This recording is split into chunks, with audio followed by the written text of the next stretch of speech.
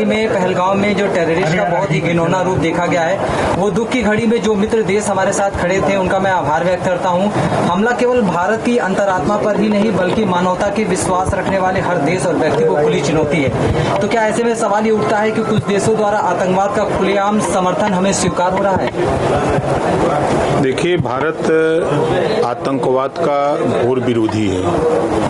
आपने देखा कि जब भी हमारे देश के प्रधानमंत्री दुनिया के किसी देश में जाते हैं तो वो शांति का संदेश लेके जाते हैं, गौतम बुद्ध जी का संदेश लेके जाते हैं और वो बार बार ये कहते हैं कि हम बुद्ध की धरती से आए हैं और बुद्ध जी ने शांति का संदेश दिया है। और आतंकवाद को समाप्त करने के लिए देश के प्रधानमंत्री जी ने जो पहल शुरू की है, पूरे देश में लोगों ने समर्थन दिया है और दुनिया के तमाम देश मोदी जी के साथ खड़े हैं। कुछ ऐसे देश हैं जो आतंकवादी गतिविधियों को पनाह देते हैं, बढ़ावा देते हैं, तो उनके खिलाफ भी समय समय पर दुनिया के तमाम देश अलग अलग तरीके से कार्रवाई करते रहते हैं। ये जो वोट की बात चल रही है, ये बिहार में किस तरीके का संग्राम जो कांग्रेस ने रचा, उससे क्या फर्क पड़ेगा? अरे दागे हुए कारतूस हैं। आप बताइए कि 60 साल कांग्रेस रही, सरकार चलाई देश और प्रदेश में, और कांग्रेस ने कभी पिछड़े दलित की, मुसलमानों की सुध ली? सत्ता से हटने के बाद वही बात राहुल जी घूम घूम कह रहे हैं कि पिछड़े दलित अल्पसंख्यक के साथ अन्याय हुआ। किया किसने? 60 साल तो आप शासन किए हो, तो आप अपने बताओ कि कितना आपने किया, इनको उनको लाभ कितना दिया। अब 3 लोग हैं। अभी चारा घोटाले में जब लालू जी को जेल हुई तो तेजस्वी और लालू सहित सभी लोगों ने कहा कि जिन लोगों ने चोरी किया उसको बरी कर दिया और कांग्रेस ने हमको फंसाया, हम पिछड़ी जाति के इस नाते हमको फंसाया, और पानी पी पी के कोसते थे कांग्रेस को। आज उसी कांग्रेस के रथ पर सवार हो गए हैं। अब आते हैं, एक यूपी से नेता गए हैं बिहार। अभी मध्य प्रदेश चुनाव था विधानसभा का, तो वहाँ इन्होंने भाषण दिया कि कांग्रेस बहुत चालू पार्टी है, कांग्रेस को वोट मत देना, ये हमको धोखा दिया है तो आपको धोखा देते देर नहीं लगेगी। ये बात अखिलेश जी ने मध्य प्रदेश के चुनाव में कही। जब यूपी के मुसलमानों ने कहा कि आप भाजपा की सरकार बनाने एमपी गए थे, तब इन्होंने कहा, बयान दिया कि कांग्रेस भाजपा की बी टीम है। अब ये गए हैं बी टीम में शामिल हो गए। अब ये लोग भाजपा को जिताने के लिए, एनडीए गठबंधन की सरकार बनाने के लिए ये सब लोग लाम बंद होकर के लड़ रहे हैं।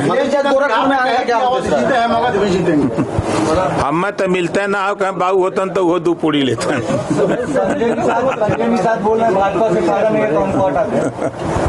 देखिए, डॉक्टर संजय निषाद जी एक बड़े नेता हैं, पार्टी के राष्ट्रीय अध्यक्ष हैं, प्रदेश के कैबिनेट मंत्री हैं। उनकी बिरादरी के कुछ नेता हैं जो उनकी बढ़ती हुई लोकप्रियता से परेशान हैं। कौन है वो नेता जो भाजपा में है, बता रहे हैं? अब जो लोग हैं, हम नाम रजिस्टर लेकर थोड़ा घूम रहे हैं कौन लोग हैं, लेकिन कुछ नेता हैं जो उनको रास नहीं आ रहे हैं डॉक्टर संजय निषाद जी, तो वो लोग डॉक्टर संजय निषाद के खिलाफ बोलते रहते हैं। तो उसी बात को उन्होंने कहा है। आरक्षण की बात करते हैं, अभी तक आरक्षण में 27 का चुनाव नजदीक आने वाला है। निषाद समाज हमेशा, देखिए, 2 चीजें हम आपके सामने रख रहे हैं। 1993 से सुप्रीम कोर्ट के आदेश पर पिछड़ों को 27% आरक्षण मिल रहा है। क्यों मिल रहा है ना? 27% आरक्षण को बांट करके सभी लोगों को मिले, पिछड़ी जाति के जितने लोग हैं। 2001 में माननीय राजनाथ सिंह जी ने हुकुम सिंह जी के नेतृत्व में सामाजिक न्याय समिति बनाई। समिति की रिपोर्ट आई, तब तक सरकार चली गई। 19 साल लगातार सपा बसपा की सरकारें थी, इन लोगों ने ध्यान नहीं दिया उस पे। फिर जब 2017 में सरकार बनी तो मैं भी सरकार में शामिल हुआ, तो इसी बात को लेकर शामिल हुआ था कि 27% आरक्षण को बांट दिया जाए। सदन में 6 बार मुख्यमंत्री योगी आदित्यनाथ जी ने भी इस बात को कहा कि नहीं, हम इसको बांटेंगे। फिर उसके बाद ये हुआ कि रिपोर्ट पुरानी है, इस पे समीक्षा करा लिया जाए। पूर्व रिटायर्ड जज हाई कोर्ट के माननीय राघवेंद्र सिंह जी के नेतृत्व में कमेटी बनी। कमेटी ने समीक्षा करके दे दिया 7, 9, 11 7% पिछड़ा, 9% पिछड़ा, 11% सर्वाधिक पिछड़ा। सिफारिश किया कि इसको लागू कर दिया जाए। हम दबाव बनाए कि लागू हो जाए, लागू नहीं हुआ तो फिर मैंने सरकार को ही छोड़ के हम चले आए। फिर देश में रोहिणी आयोग का गठन हुआ, रिपोर्ट आई और पूर्व राष्ट्रपति रामनाथ कोविंद जी के नेतृत्व में 5 सदस्यीय टीम बनी, उसकी भी समीक्षा हो गई। अब वो रिपोर्ट लागू होने की स्थिति में है कि 27% आरक्षण और 10% सामान्य वर्ग, 22.5% अनुसूचित जाति जनजाति। सुप्रीम कोर्ट ने कहा कि कोटे में कोटा, अब उसको लागू होने की तैयारी हो रही है। अब कुछ साथी एसटी की मांग करते हैं, कुछ एससी की मांग करते हैं, तो वो अपनी लड़ाई लड़ते रहें, मांग करते रहें, लेकिन जो आरक्षण मिल रहा है उसको लेने की भी तैयारी करते रहें। बारी बारी डॉक्टर संजय निषाद ने जो कहा है कि कुछ आपके भी साथ लोग लगे हुए हैं और आशीष पटेल जी के साथ, उनके साथ, तो क्या लग रहा है आप उनकी बातों से सहमति में हैं उनकी?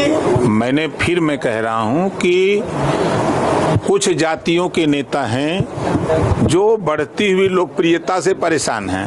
आपकी जात का कोई है उसमें? आपकी जात का? अरे हर जतिया में है कि हमारा जतिया का है? उन्होंने कहा था कि गठबंधन भाजपा तोड़ दे अगर चाहे तो। नहीं, देखिए उन्होंने कहा कि जिनको बुरा लग रहा है, उन्होंने ये थोड़ा कहा, उन्होंने ये कहा कि भाजपा गठबंधन तोड़ देगी। देखिए गठबंधन विचार है नहीं, देखिए आप लोगों के सबके प्रश्नों का एक उत्तर है, आप लोगों का चैनल कैसे चलेगा? नेता अगर कुछ बोलेगा नहीं तो नेता को कैसे दिखाओगे आप? उनके साथ है। देखिए हम लोग एनडीए गठबंधन में हैं और गठबंधन ऑल इज वेल, कोई दिक्कत नहीं है। ये चैनलों पर चलने के लिए आप लोगों के नेता लोग समय समय पर कुछ बोलते रहते हैं। आज आपकी एक महत्वपूर्ण बैठक है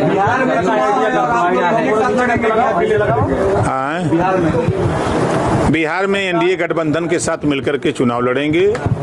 माननीय नड्डा जी से और माननीय अमित शाह जी से और देश के प्रधानमंत्री जी से और बिहार के सभी नेताओं से हमारी बात हो चुकी है। सीटों पर आपकी पार्टी लड़ी? देखिए उन्होंने हमसे मांगा कितनी सीट चाहिए, हमने उनको 29 की सूची दी है, तो उन्होंने कहा कि इतना तो नहीं दे सकते, चुनाव आएगा तो बैठ करके हम लोग तय कर लेंगे। तो हम कहे तब ठीक है, चलिए चुनाव आने दीजिए, हो जाएगा तय।